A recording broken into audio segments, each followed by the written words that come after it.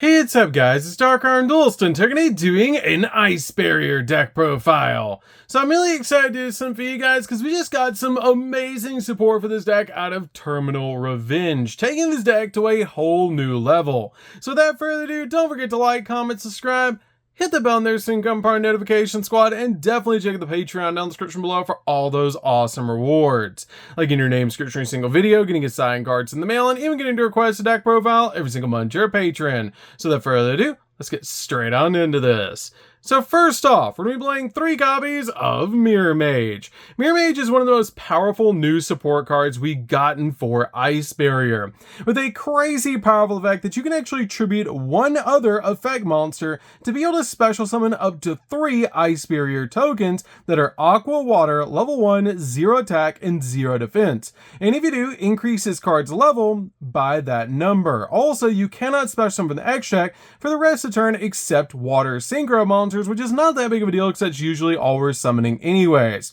This card also has the ability, if this card is sent to the graveyard, you can add one of your Ice Barrier cards that's banished or on your deck to your hand except another copy of this card, which is an amazing ability to instantly get to our copy of Freezing Chains, which is one of the most powerful cards to search off your copy of Mirror Mage. But the really cool thing about this card is it's also a tuner, so when you summon out all those tokens, you can go into some awesome boss monsters.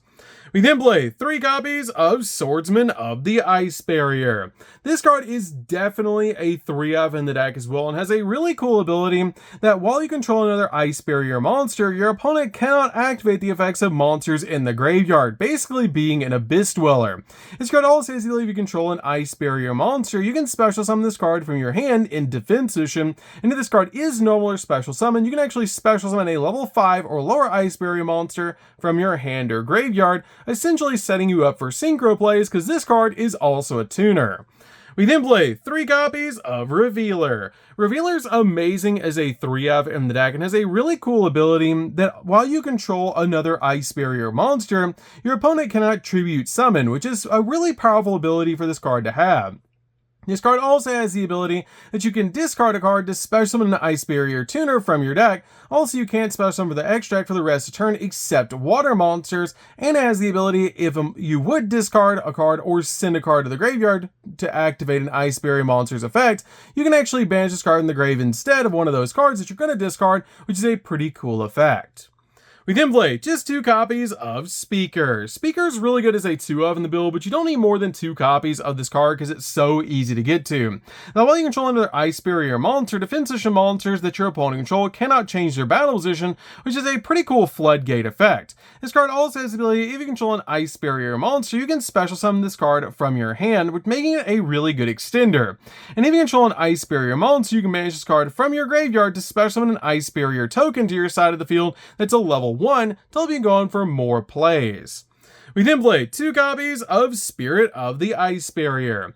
This card is a really good combo piece in the deck, but I only feel like you need 2 copies of this card. I've tried it at 3, it feels like too much. I've tried it at 1 and it just doesn't seem like enough. So I feel like 2 is the perfect number for this card, but it helps out a lot in the deck because it is a tuner to help you go in for some really cool synchro plays. We then play a single copy of General Ryo. Ryo is actually one of my favorite cards in the entire deck to end on because this card has a crazy powerful effect that when an effect resolves that was activated by your opponent's effect monster on the field, they have to discard a card, and if they don't, then negates the effect, which is a really cool effect because your opponent's not going to be activating too many monster effects, or they're going to be counting their monster effects depending on what they activate without outing this card because they're going to have to discard every time they activate a monster effect or it gets negated. This card is really one of the most powerful cards in the entire deck and one of my favorite Ice Barrier cards.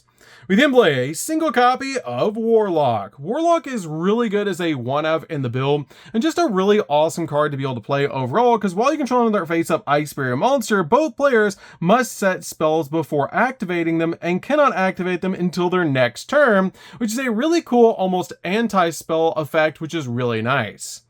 We then play 3 copies of Ice Jade Ran a Greenie. A Greenie is definitely a 3-of in the deck as well, because this card is an instant level 10 synchro play, because this card lets you discard one of their Ice Jade card or a water monster to special summon this card in your hand. Then you get to special summon an Ice Jade token that's a level 3, helping you go in for synchro plays, because this card is a level 7 tuner monster, making it super easy to go in for synchro plays. We then play a single copy of Tidal. Tidal's really good just as a 1-of in the deck, and currently this card is at 1, but I really like this card in the build because it's amazing to be able to play the Dragon Rulers again. This card is just really easy to summon out to your side of the field, and it also helps out a lot overall in the deck just to summon out a 2600 attack point monster. We then play a single copy of Gameciel. Gameciel's really good in the deck as a 1-of as well, because this card is searchable off your copy of Ice Barrier when we do send it to the graveyard off of Foolish Burial Goods, and it's amazing to always have access to a kaiju in your deck. We then play 3 copies of Ash Blossom. Ash Blossom is definitely a 3-of in the deck to basically just stop your opponent from touching the deck. We then play 3 copies of Effect Veiler. Effect Veiler is also really good as a 3-of in the deck just to stop your opponent's monster effects while you're going in for all of your plays. So that's it for the monsters, guys. Let's get in to the spells.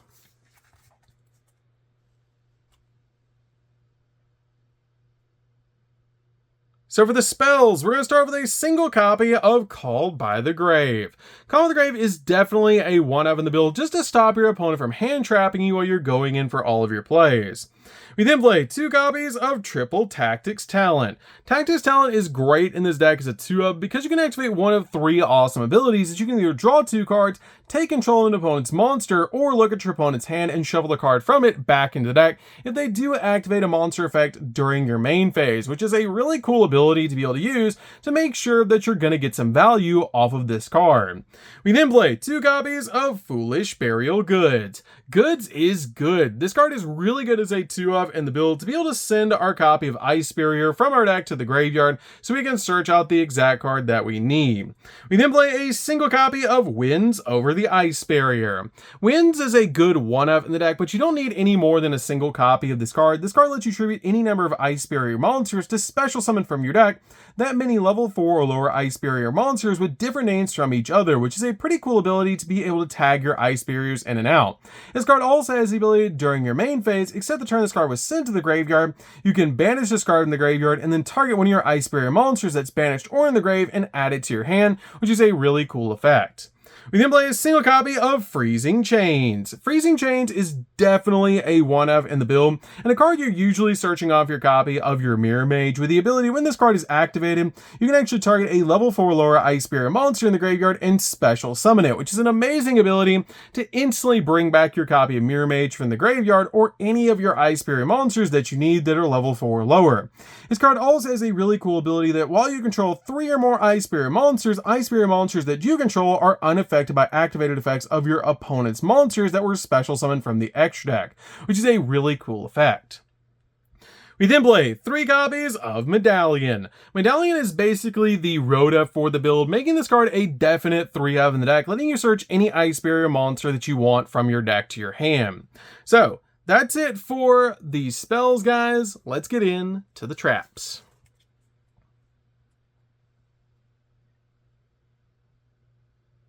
So for the traps, we're going to be playing a single copy of Ice Barrier. This card fits perfectly in the deck, and it's a really good 1-of in the build to be able to send to your graveyard off your copy of Foolish Burial Goods, with the ability that you can actually banish this card from your graveyard to send a level 5 or higher water monster from your deck to the graveyard. Then you can add a water monster from your graveyard to your hand, which is a really cool effect to instantly add the exact card that you want from your graveyard to your hand. We then play 3 copies of Infinite Impermanence. Infinite Impermanence is amazing as a 3-of in the build just to stop your opponent's monster effects and also lock down entire columns of spells and traps. So that's it for the main deck, guys. Let's get in to the extra deck.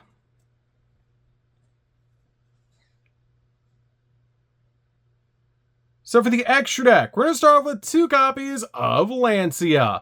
Lancia is definitely a 2-up in the build. This card is an amazing boss monster with some absolutely crazy effects. The only downside is this card is not an ice barrier by name, which is a little bit of a downside, but it's just absolutely broken.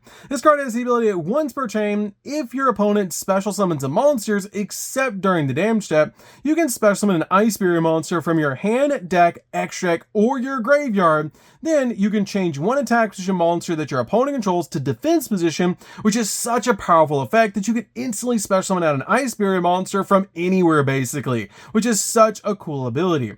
This card also has a really cool ability as well that you can use that up to twice per turn. Also, if this face-up synchro summon card in your possession leaves the field because of an opponent's card, you can special summon an ice barrier monster from your X deck and it is treated as a synchro summon, which is such a powerful effect.